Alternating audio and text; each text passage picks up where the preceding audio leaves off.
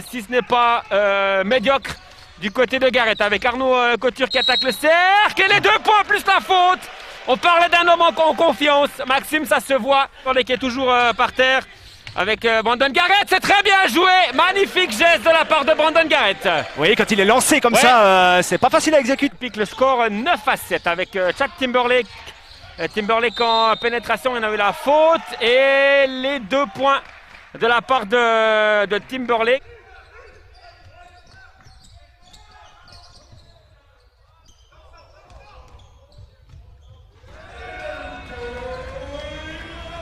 Personne au rebond là, du côté fribourgeois.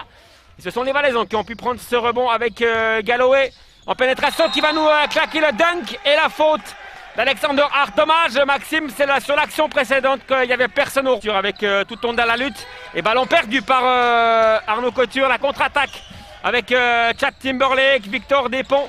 À longue distance, ça rentre et Maxime Montet qui passe devant. Pêché du côté fribourgeois, il reste plus que 5 secondes. Garrett va devoir prendre un shoot très très compliqué. Ça tombe dans les mains de Barnett avec beaucoup de réussite, Maxime. Les 2 points de Sean Barnett. Peut-être testé et qu'il fallait former. Et un changement dans le 5 de cette deuxième période, c'est Sean Barnett. Je crois qu'il a remplacé Boris Mbala. Exactement. Plutôt logique. En tout cas, la voie à suivre à ses coéquipiers. Très intéressant ce que fait Sean Barnett. Avec la contre-attaque Arnaud Couture, on va chercher Brandon Garrett. On a cru au alley-oop, mais bien joué. Il a joué en 2 temps, Brandon Garrett, mais un jeu de transition, Maxime, côté fribourgeois. Il y a un moment compliqué. Ah, Paul Gravet qui perd le ballon juste derrière.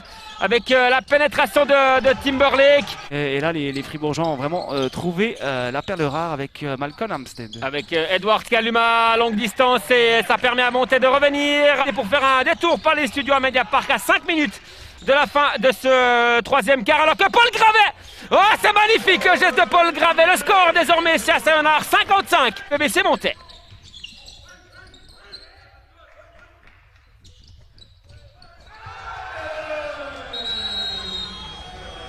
Va remettre une compresse défensive, le Gruyérien, l'interception de Mbala avec Dominique Maurice. Est-ce qu'on va aller chercher le dunk de la part de Brandon Garrett? On l'a senti venir.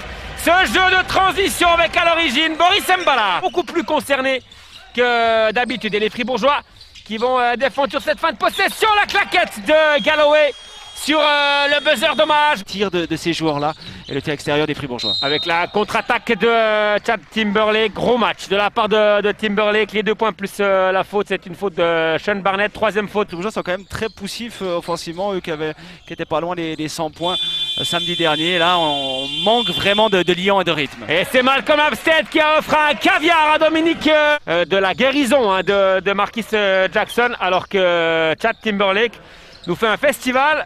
Le Timberlake de ce soir, il est beau à voir, hein, Maxime. Ah oui. Capable de mettre une petite banderie à 3 points, de débloquer son compteur et il l'a fait.